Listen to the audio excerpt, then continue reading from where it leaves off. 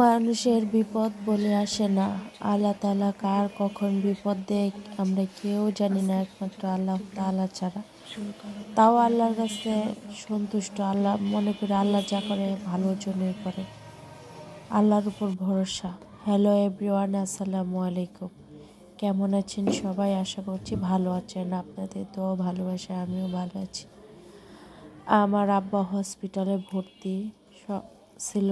আপনারা সবাই আমার আব্বার জন্য দোয়া করবেন। আমি ওইখানে হসপিটালে রান্না করে নিয়ে যাওয়ার জন্য এখানে আমি একটু গরু মাংস রান্না করলাম। রাত বাজে 10:48। তখন মাংসটা বসালাম। আমার এখানে দেখেন কাটাকুটি বসে গেলাম। আমার 2 বাচ্চাকে ঘুম পাড়িয়ে রেখে, কারণ তারা সজাগ থাকলে আমি কাজ করতে পারি না।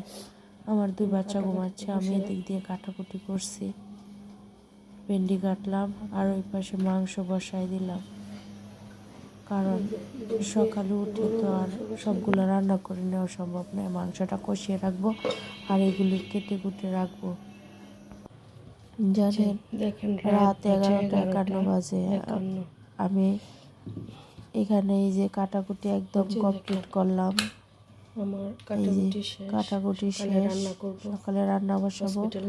আর এই দিক দিয়ে আমি রুটি বানাবো। আমার রুটি বানিয়ে এগুলো গুছাইতে রাত প্রায় 1:30 বাজছে। কিন্তু একটা কথা কি জানি, রাত্রে 1:30 বাজছিল, তাও কোনো ক্লান্ত লাগে নাই। একটাই ধারণা ছিল যে কোন সময় সকাল হবে আমি আমার আব্বাকে দেখতে যাব। আমি যদি আগের দিন রান্না বান্না একটু টুকিটাকি কাজ না করে রাখি, তাহলে আমার পরের দিন সকালে যেতে দেরি হবে। তাই আমার 2 বাচ্চাকে ঘুম পাড়িয়ে রেখে আমি কাটাকুটি ধোয়াধুয়ি করে রাখলাম। সকালবেলা রান্না করে নিয়ে যাব। এই যে দেখেন আমার রুমের পরিস্থিতি অনেক খারাপ ছিল। এগুলি সব ক্লিন করে ধোয়াধুয়ি করে না না না এলো কিছু না। হ্যাঁ, সব সাদলের দিবেন, সাদও যাইবেন এই জন বুঝছেন না। আরে যেদি হয় ও লারবেন, পর বাকিটুকু এনো লাইরে দিবেন। আচ্ছা ঠিক আছে। পানি নিয়েছিলেন, গরম পানি?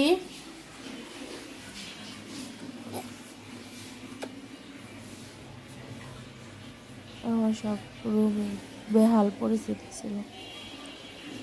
সবাই আমার আব্বার জন্য দোয়া করবেন। আল্লাহ তাআলা যেন আমার আব্বাকে সুস্থ করে দেয়। আমার আব্বা অনেক অসুস্থ।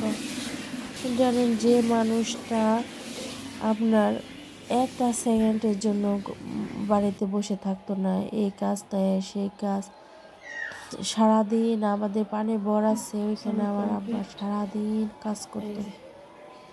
আজকে বৃহস্পতিবার আমি ভিডিওটি আপলোড করছি।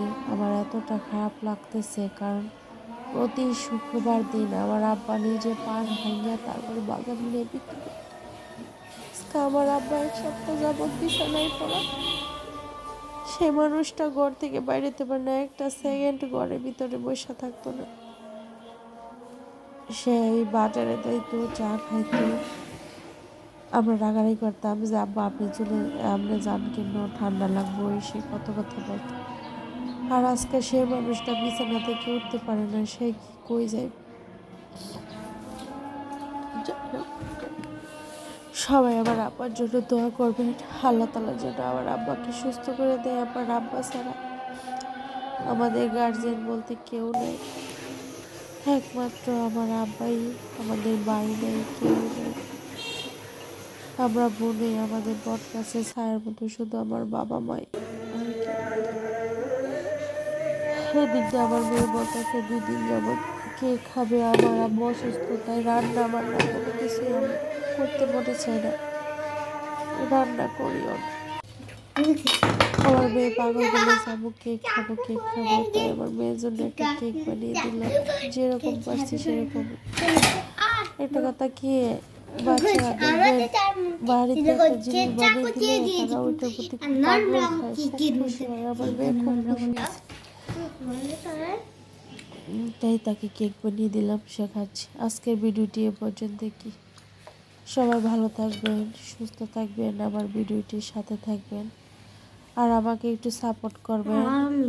আর আমার সবার কাছে একটাই অনুরোধ, সবাই দোয়া করবেন আর আমার আব্বা যেন সুস্থ হয়ে যায়, সে আগের মতো যেন চলাফেরা করতে পারে।